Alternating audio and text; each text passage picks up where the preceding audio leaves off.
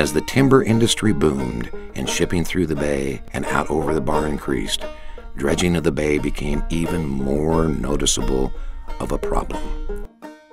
The North Jetty also began to show wear, and in 1921, 500 more tons of rock would be used to shore up the structure. By 1931, monies would be finally allocated to fund the South Jetty project.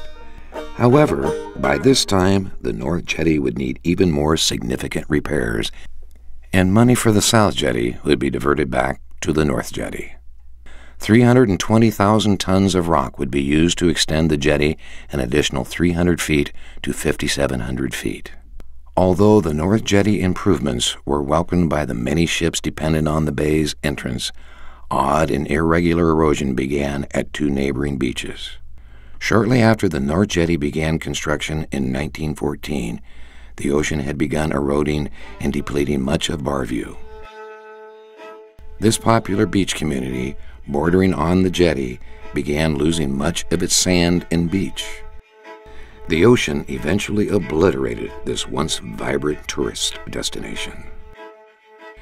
The storms even destroyed the home of Barview's Coast Guard, Captain Robert Farley. Throughout the 1920s, similar erosion was also noticeable at Bay Ocean. Yet, it wouldn't be until 1933, following the North Jetty's extension, that it became a major problem. The first structure to be undermined was the natatorium. Houses were challenged next.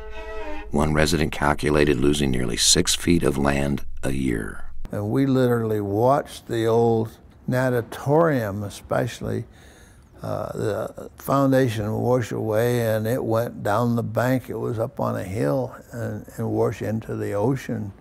Well, I personally watched the buildings crumble and fall over the bank and down into the ocean and disappear. The North Jetty would be blamed, as it had trapped an estimated 6 million cubic yards of sand to the north of the structure. These sands were prevented from reaching the spit and replenishing winter losses. By the 1940s, only 30 homes remained at Bay Ocean.